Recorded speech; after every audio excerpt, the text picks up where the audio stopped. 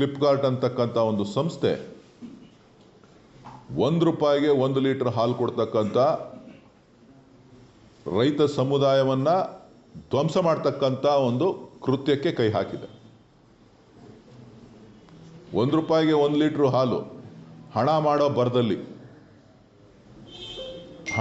ಬರದಲ್ಲಿ ರೈತರ ಕುಲಕ್ಕೆ ಬೆಂಕಿ ಇಡುವಂಥ ಕೆಲಸವನ್ನು ಮಾಡ್ತಾ ಇದ್ದಾರೆ ಕೇಂದ್ರ ಸರ್ಕಾರ ಮತ್ತು ರಾಜ್ಯ ಸರ್ಕಾರ. ಇದರ ಬಗ್ಗೆ ಗಮನ ಹರಿಸಿ ತಕ್ಷಣ ಇದಕ್ಕೆ ಕಡಿವಾಣ ಹಾಕಲಿಲ್ಲ ಅಂತ ಅಂದರೆ ಇಡೀ ರಾಷ್ಟ್ರದಾದ್ಯಂತ ಫ್ಲಿಪ್ಕಾರ್ಟ್ ಸಂಸ್ಥೆಯ ವಿರುದ್ಧ ದಂಗೆ ಏಳಬೇಕಾದಂಥ ಅನಿವಾರ್ಯ ಪರಿಸ್ಥಿತಿ ಬರ್ತದೆ ಅಂತಕ್ಕಂಥದ್ದನ್ನು ಈ ಸಂದರ್ಭದಲ್ಲಿ ನಾನು ಹೇಳಲಿಕ್ಕೆ ಬಯಸ್ತೇನೆ. ನಾನು ಇವತ್ತು ಮಾನ್ಯ ಪ್ರಧಾನಮಂತ್ರಿಗಳಿಗೂ ಕೂಡ ಇದರ ಬಗ್ಗೆ ಮೇಲನ್ನು ಕಳಿಸ್ತಾ ಇದ್ದೇನೆ. ತಕ್ಷಣ ಈಗಾಗಲೇ ವ್ಯಾಪಕವಾದಂಥ ಪ್ರಚಾರವನ್ನು ಮಾಡಿ ಪ್ರಚಾರಕ್ಕೋಸ್ಕರ ಸುಮಾರು 2,000 ಕೋಟಿ ರೂಪಾಯಿ ಹಣವನ್ನು ವೆಚ್ಚ ಮಾಡ್ತಾ ಇದ್ದಾರೆ. ಇಡೀ ದೇಶದಾದ್ಯಂತ ಆನ್ಲೈನ್ ಪ್ಲ್ಯಾಟ್ಫಾರ್ಮ್ನಲ್ಲಿ ಕೇವಲ ₹1ಗೆ ಹಾಲು ಕೊಡ್ತಕ್ಕಂಥದ್ದು. ಇದು ಅವರು ಮಾರ್ಕೆಟ್ ಶೇರ್ನ ಪಡಿಬೇಕು ಅನ್ನೋ ದೃಷ್ಟಿಯಿಂದ, ಕಾಂಪಿಟೇಷನ್ ಮಾಡಬೇಕು ಅನ್ನೋ ದೃಷ್ಟಿಯಿಂದ ಇವತ್ತು ಮಾಡ್ತಾ ಇರ್ತಕ್ಕಂಥದ್ದು ಇಡೀ ರೈತ ಸಮುದಾಯಕ್ಕೆ ಎಲ್ಲೋ ಒಂದು ಕಡೆ ಹೊಡೆತ ಬೀಳ್ತದೆ. ಇದು ಯಾರ್ದೋ ದುಡ್ಡು, ಪಬ್ಲಿಕ್ ಶೇರ್ ದುಡ್ಡನ್ನ ಇಲ್ಲಿ ತಂದು ಬಂಡವಾಳ ಹಾಕಿ ಒಕ್ಕೂಟ ವ್ಯವಸ್ಥೆಗಳಿಗೆ ಸುಮಾರು 60 ವರ್ಷ 75 ವರ್ಷದಿಂದನೂ ಕೂಡ ಈ ಒಕ್ಕೂಟ ವ್ಯವಸ್ಥೆ ರೈತರ ಹಿತವನ್ನು ಕಾಪಾಡ್ತಾ ಬಂದಿದೆ. ಕುರಿಯರ್ನವರಿಂದ ಕಾಲದಿಂದನೂ ಕೂಡ ಸಾಕಷ್ಟು ಒಕ್ಕೂಟ ವ್ಯವಸ್ಥೆಯಲ್ಲಿ ನಾವು ಸ್ವತಂತ್ರ ಪೂರ್ವದಿಂದ ಪ್ರಾರಂಭ ಆಗಿ ಇಲ್ಲಿವರೆಗೂ ಕೂಡ ನಾವು ನಡೆಸ್ಕೊಂಡು ಬಂದಿದ್ದೇವೆ. ಸೊ ಇಂಥ ಒಂದು ಸಂದರ್ಭದಲ್ಲಿ ಎಲ್ಲ ಅಧಿಕಾರಿಗಳಿರ್ಬೋದು, ಸರ್ಕಾರ ಇರ್ಬೋದು, ತಕ್ಷಣ ಇದಕ್ಕೆ ಬೇಕಾದಂಥ ಕಾನೂನಿನಲ್ಲಿ ನಾನು ಒಂದು ಕಂಪ್ಲೇಂಟ್ ಕೂಡ ನಾನು ಇವರಿಗೆ ಬರಿತಾ ಇದ್ದೀನಿ. ನಮ್ಮ competition commission of India new Delhi ಅವ್ರಿಗೂ ಕೂಡ ಅಂಡರ್ ಸೆಕ್ಷನ್ 19(1)A ಕೆಳಗಡೆ ನೀವು ಇದನ್ನು ಕ್ರಮ ತಗೋಬೇಕು ಅಂಥೇಳಿ ನಾನು ಅವ್ರಿಗೂ ಕೂಡ ದೂರನ್ನು ದಾಖಲಿಸ್ತಾ ಇದ್ದೇನೆ. ಸೊ ನಾನು ಮಾಧ್ಯಮದ ಸ್ನೇಹಿತರಲ್ಲಿ ಹೇಳ್ತಕ್ಕಂಥದ್ದು, ರೈತರ ಹಿತಕ್ಕೋಸ್ಕರ ಈ MNC ಕಂಪ್ನಿಗಳು ಎಲ್ಲೋ ಒಂದು ಕಡೆ ರೈತರ ಹಿತವನ್ನು ಹಾಳು ಮಾಡುವಂಥ ಕೆಲಸ ಇವತ್ತು ಗ್ರಾಹಕರಾಗೆ ನಾವೇನೋ ಒಳ್ಳೇದು ಮಾಡ್ತಾ ಇದ್ದೀವಿ ಅಂಥೇಳಿ ಎಷ್ಟು ದಿನ ಕೊಡ್ತಾರೆ? 1 ತಿಂಗಳು ಕೊಡ್ತಾರಾ, 1 ವರ್ಷ ಕೊಡ್ತಾರಾ, 5 ವರ್ಷ ಕೊಡ್ತಾರಾ? ಅವ್ರ ಅಡ್ವರ್ಟೈಸ್ಮೆಂಟ್ಗಳಲ್ಲಿ ಹೇಳಬೇಕು. ಸೋಷಿಯಲ್ ಮೀಡಿಯಾದಲ್ಲಿ ಇಲ್ಲ ಸಲ್ಲದ ರೀತಿಯಲ್ಲಿ ಅವರು ಹಣ ಕೊಟ್ಟು ಪ್ರಚಾರವನ್ನು ಮಾಡ್ತಾ ಇವತ್ತು ರೈತ ಸಂಕುಲಕ್ಕೆ ಬೆಂಕಿ ಇಡ್ತಕ್ಕಂಥ ಒಂದು ಕೆಲಸವನ್ನು ಮಾಡ್ತಾ ಇದ್ದಾರೆ. ಇದು ತಪ್ಪು. ಇದನ್ನು ಸರಿಪಡಿಸಬೇಕು, ಅವರು ಕೂಡ ಸರಿಪಡಿಸ್ಕೋಬೇಕು ಅಂತಕ್ಕಂಥದ್ದನ್ನು ಈ ಸಂದರ್ಭದಲ್ಲಿ ಹೇಳಲಿಕ್ಕೆ ಬಯಸ್ತೇನೆ.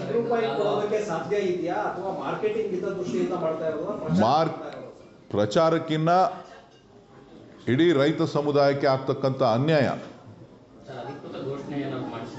ಯಾರು ಆಲ್ರೆಡಿ ಆ್ಯಡ್ ರಿಲೀಸ್ ಮಾಡಿದ್ದಾರೆ, ಆ್ಯಡ್ ಕೊಡ್ತಾ ಇದ್ದಾರೆ. ಈಗಾಗಲೇ ಸುಮಾರು 14.5 ಲಕ್ಷ ಲೀಟ್ರ್ ಹಾಲು ಮಾರಾಟ ಆಗಿದೆ. ಏನಿಲ್ಲ ರೀ, ಪಬ್ಲಿಕ್ ದುಡ್ಡನ್ನು ಕಂಪ್ನಿಗಳ ಮುಖಾಂತರ ಇನ್ವೆಸ್ಟ್ ಮಾಡ್ತಕ್ಕಂಥದ್ದು, ಇನ್ವೆಸ್ಟ್ಮೆಂಟ್ ಮಾಡಿ ಗ್ರಾಹಕರನ್ನು ಆಕರ್ಷಣೆ ಮಾಡ್ತಕ್ಕಂಥದ್ದು. 1 ತಿಂಗಳು 2 ತಿಂಗಳು 3 ತಿಂಗಳು ಅದನ್ನೇ ನಾನು ಕೇಳ್ತಾ ಇರೋದು. 1 ವರ್ಷ ಕೊಡ್ತಾರಾ ₹1, 2 ವರ್ಷ ಕೊಡ್ತಾರಾ ₹1? ಹೇಳ್ಬೇಕು.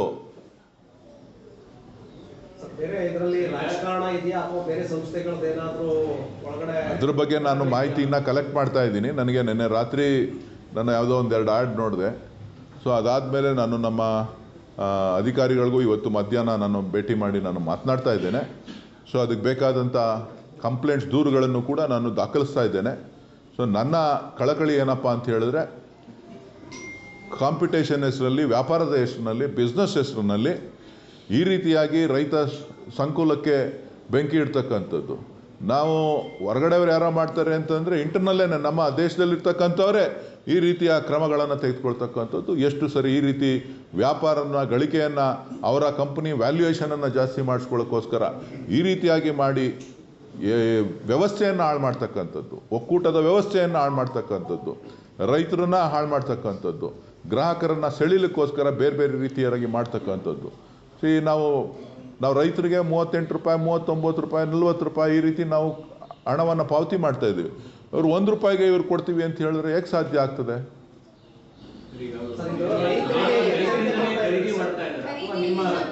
ಯಾರ ಹತ್ರ ಖರೀದಿ ಮಾಡ್ತಾ ಇದ್ದಾರೆ, ಎಲ್ಲಿಂದ ಹಾಲು ಬರ್ತಾ ಇದೆ ಅಂತಕ್ಕಂಥದ್ದೆಲ್ಲವನ್ನು ಕೂಡ ಇವತ್ತು ನಾನು ತಿಳ್ಕೋಬೇಕಾಗಿದೆ. ಇವತ್ತು ಮಾಧ್ಯಮಗಳಲ್ಲಿ ನಾನು ಮನವಿ ಮಾಡ್ತಕ್ಕಂಥದ್ದು, ನೀವು ನನ್ನ ಕರೆಕ್ಟ್ ಟೈಮ್ಗೆ ನನಗೆ ಬಂದಿದ್ದೀರಿ, ನಾನು ಅದನ್ನು ರೆಡಿ ಆಗ್ತಾ ಇದ್ದೆ, ಅದನ್ನು ಏನು ಎತ್ತ ಅಂತ ಹೇಳಿ. ಸೊ ಆ ಟೈಮ್ ಕರೆಕ್ಟಾಗಿ ತಾವು ಬಂದಿದ್ದೀರಿ. ದಯವಿಟ್ಟು ನೀವು ರಾಷ್ಟ್ರದ ಗಮನವನ್ನು ಸೆಳೀಬೇಕು. ಇದು ಒಬ್ಬ ರೈತ ಅನ್ನದಾತನಿಗೆ ಬೆಂಕಿ ಇಡ್ತಕ್ಕಂಥ ಕೆಲಸವನ್ನು ಇವತ್ತು ಮಾಡ್ತಾ ಇದ್ದಾರೆ.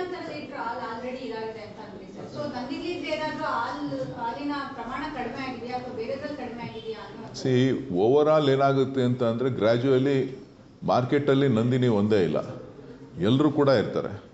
ಇದು ಬೇಸಿಕಲಿ ಆನ್ಲೈನ್ ಪ್ಲ್ಯಾಟ್ಫಾರ್ಮ್ಗಳಲ್ಲಿ ಸೇಲ್ ಮಾಡ್ತಾ ಇದ್ದಾರೆ.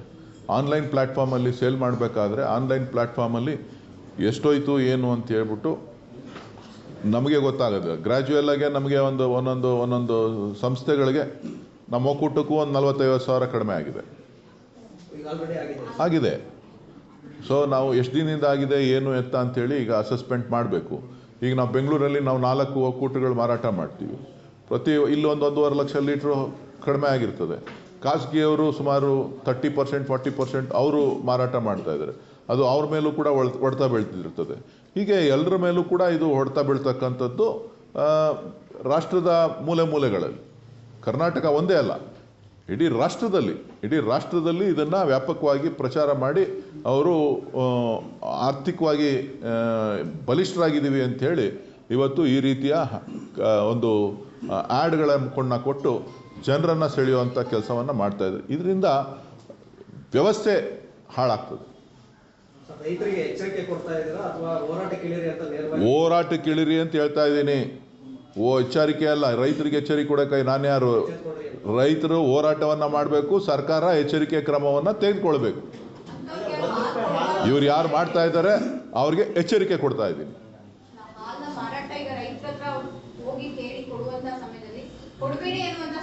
ಅಲ್ಲ, ನೋಡಿ, ರೈತರಿಗೆ ಯಾರಿಗೆ ಮಾರ್ತಾ ಇದ್ದೀವಿ ಅಂತ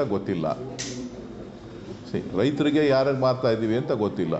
ಅವರು ನಮ್ಮವ್ರ ಹತ್ರನೇ, ನಮ್ಮ ಸಂಸ್ಥೆಗಳಲ್ಲೇನೆ ಯಾರ ಹತ್ರನೋ ಒಂದು 5,000 ಲೀಟ್ರು, 10,000 ಲೀಟ್ರು, 20,000 ಲೀಟ್ರು, ಯಾರ ಹತ್ರನೋ 1 ಲಕ್ಷ ಲೀಟ್ರು ಟೈಅಪ್ ಮಾಡಿ ತೊಗೋಬೋದು. ನಮ್ಗೆಲ್ಲಿ ತೊಗೋತಾ ಇದ್ದಾರೆ ಅಂತ ಗೊತ್ತಾಗೋದಿಲ್ಲ. ಎಲ್ಲೆಲ್ಲಿ ತೊಗೊಳ್ತಾ ಇದ್ದಾರೆ? ಬಲ್ಕ್ ಮಿಲ್ಕ್ ತೊಗೊಳ್ತಾ ಇದ್ದಾರಾ, ರಿಟೇಲ್ ಮಿಲ್ಕ್ ತೊಗೊಳ್ತಾ ಇದ್ದಾರಾ, ಪ್ರೊಡ್ಯೂಸರ್ಸ್ ಹತ್ರ ತೊಗೋತಾ ಇದ್ದಾರಾ, ಯಾರ ಹತ್ರ ತೊಗೋತಾ ಇದ್ದಾರೆ ಅಂತ ಗೊತ್ತಾಗೋದು. ಅಥವಾ ಅವರೇನಾರ ಪೌಡ್ರ್ ಮಿಕ್ಸ್ ಮಾಡಿ ಮಾರ್ತಾ ಇದ್ದಾರಾ, ಅದನ್ನು ಕೂಡ ಇವತ್ತು ನಾನು ಸ್ಯಾಂಪಲನ್ನು ತರಿಸ್ತಾ ಇದ್ದೀನಿ. ಸ್ಯಾಂಪಲ್ ಟೆಸ್ಟ್ ಮಾಡಲಿಕ್ಕೆ ಈಗಾಗಲೇ ನಾನು ಅಧಿಕಾರಿಗಳಿಗೆ ಸೂಚನೆ ಕೊಟ್ಟಿದ್ದೇನೆ. ಮಿಲ್ಕ್ನ ತಂದು ಸ್ಯಾಂಪಲ್ ಟೆಸ್ಟ್ ಮಾಡಿ ಕ್ವಾಲಿಟಿ ಬಗ್ಗೆ ಏನು ಎತ್ತ ಅಂತ ಹೇಳ್ಬಿಟ್ಟು. ಸೊ ಇದೆಲ್ಲವೂ ಕೂಡ ನಾವು ಗಮನ ಹರಿಸ್ಬೇಕಾಗ್ತದೆ. ಸೊ ಹಾಗಾಗಿ ಇವತ್ತು ವ್ಯವಸ್ಥೆ ಹಾಳಾಗೋದ ಮೇಲೆ ಅದನ್ನು ಮತ್ತೆ ಹಿಡಿತಕ್ಕೆ ತರ್ತಕ್ಕಂಥದ್ದು, ಮತ್ತೆ ರೈತರನ್ನ ಸರಿಯಾದ ರೀತಿಗೆ ತರ್ತಕ್ಕಂಥದ್ದು ಸಂಸ್ಥೆಗಳಿಗೆ ಕಷ್ಟ ಆಗ್ತದೆ. ಒಕ್ಕೂಟ ಎಸ್ಪೆಷಲಿ ಕೋಆಪರೇಟಿವ್ ಇನ್ಸ್ಟಿಟ್ಯೂಷನ್ಸ್ಗೆ ಭಾಳ ಕಷ್ಟ ಆಗ್ತದೆ. ಒಂದು ಸಾರಿ ನಾವು ಮುಗ್ಗರಿಸಿದ್ರೆ ಅದರ ಪರಿಣಾಮ ಯಾರ ಮೇಲೆ ಬೀಳ್ತದೆ? ನೇರವಾಗಿ ರೈತರ ಮೇಲೆ ಬೀಳ್ತದೆ. ಆ ದೃಷ್ಟಿಯಿಂದ ನಾನು ಈ ವಿಚಾರವನ್ನು ತಮ್ಮ ಮುಂದೆ ಇಡ್ತಾ ಇದ್ದೀನಿ. ಪ್ರಧಾನಿಯವ್ರಿಗೂ ಬರಿತಾ ಇದ್ದೀನಿ ಮೇಲು, ಸಾಯಂಕಾಲದೊಳಗಡೆ ನಿಮಗೆ ಕಾಪಿ ಕಳಿಸ್ಕೊಡ್ತೀನಿ. ಯಾವುದನ್ನು ಮಾರ್ತಾ? ಫ್ಲಿಪ್ಕಾರ್ಟ್ ಸಂಸ್ಥೆಯವರು ಆ್ಯಡ್ ಮಾಡ್ತಾ ಇದ್ದಾರೆ. ಆ್ಯಡ್ದು ಬೇಕಾದ್ರೆ ಡೀಟೇಲ್ ಇದೆ, ತರಿಸ್ತೀನಿ, ಸಾಯಂಕಾಲದೊಳಗಡೆ ನಿಮಗೆ ಕಳಿಸ್ತೀನಿ. ನಂದಿನಿ ಅಲ್ಲ ರೀ, ನಂದಿನಿ ಅಲ್ಲ. ಅವರೇನೋ ಬ್ರ್ಯಾಂಡ್ ಮಾಡಿದ್ದಾರೆ, ಅವ್ರು ಮಾರ್ಕೆಟಿಂಗ್ ಮಾಡೋ ಪ್ರಯತ್ನದಲ್ಲಿ ಆಗದೇ ಇರೋದನ್ನು ಮಾಡ್ತೀವಿ ಅಂಥೇಳಿ ಅವ್ರ ಆಸ್ತಿ ಮೇಲೆ ಬಂಡವಾಳ ತೆಗೆದುಬಿಟ್ಟು ಮಾಡಿದ್ರೆ ಪರವಾಗಿಲ್ಲ. ಪಬ್ಲಿಕ್ ದುಡ್ಡನ್ನ ಎತ್ಬಿಟ್ಟು, ಪಬ್ಲಿಕ್ ಶೇರ್ಸ್ ದುಡ್ಡನ್ನ ಎತ್ಬಿಟ್ಟು ಇವರು ವ್ಯಾಲ್ಯೂಯೇಷನ್ ಮಾಡಿಬಿಟ್ಟು ಆ ದುಡ್ಡಿನಲ್ಲಿ ಮುಳುಗಿ ಆ ಕೊನೆಗೆ ಎದುರು ಕೈ ಎತ್ತಿ ಹೋಗ್ತಕ್ಕಂಥದ್ದು. ಸೇಮ್ ಅದು ರೈತರ ಮೇಲಾಗಲಿ ಸಾಮಾನ್ಯ ಜನರ ಮೇಲೆ ಏನೂ ಆಗ್ತಾ ಇರಲಿಲ್ಲ. ಅದು ಮ್ಯಾನುಫ್ಯಾಕ್ಚರಿಂಗ್ ಪ್ರಾಡಕ್ಟ್ಸು. ಇದು ನೇರವಾಗಿ ರೈತರ ಮೇಲೆ ಹೊಡ್ತಾ ಬೀಳ್ತಕ್ಕಂಥದ್ದು.